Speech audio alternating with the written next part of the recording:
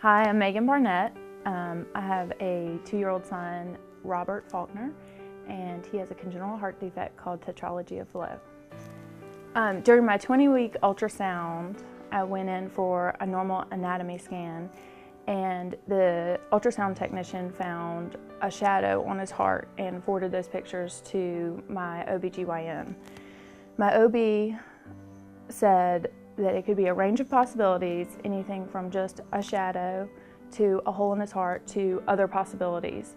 She asked me to come back at around 24 weeks and have another scan to see if she could see anything further while the heart was a little bit larger.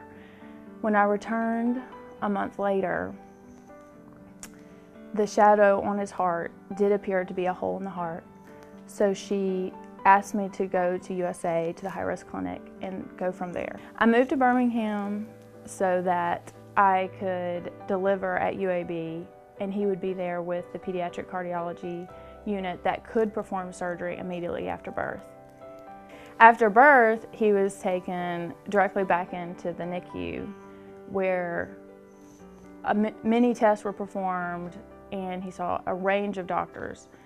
We spent about a month in the NICU, and the doctors actually came back and thought that he was able to go home. So we returned home to Mobile. We saw our cardiologist, and we had our oxygen tank and our pulse oximeter delivered to our home. The home health nurse was teaching us how to use it, and she looked at me and said, "You need to call an ambulance." We were taken by ambulance to South, where they evaluated him and then sent him on life flight back to UAB.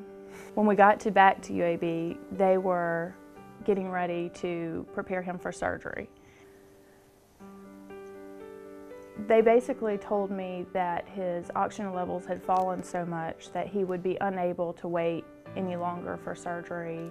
He wasn't getting enough blood flow to his lungs, therefore he was becoming cyanotic and turning blue and losing function. They were preparing to do the full tetralogy of Fallot repair, which is repairing 4 defects. And they gave us a 5% chance that there could be a coronary anomaly.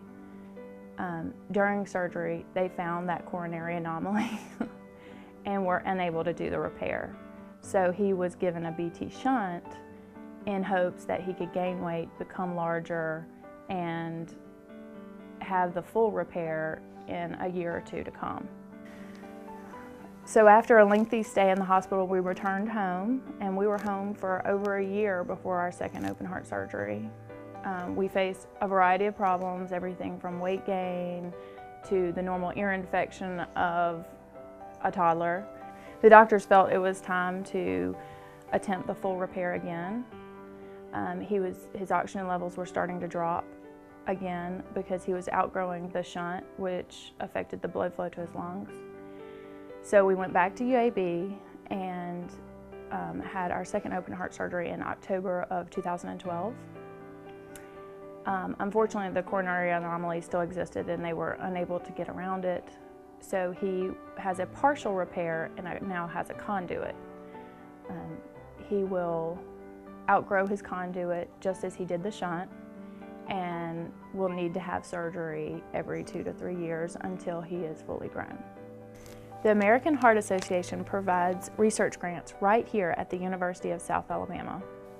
Raising funds through the Mobile Heart Ball event assures me and my family, as well as other families with children like Bobby, that advancements in technology and medical care will continue. Without these advancements made possible through your generous donations to the American Heart Association, this would not be possible. I hope you will join me in contributing to the mission of the American Heart Association. Again, without the life-saving research provided by funds raised at events like the Heart Ball, families would not have the hope for our children that our family enjoys today. Thank you all for attending tonight's Mobile Heart Ball. Thank you to Dr. Batten for all that you do in the lives of our children, like Bobby. Thank you, Mr. Sinclair, for all that you do within our community. Thank you to my family and friends for your continued support.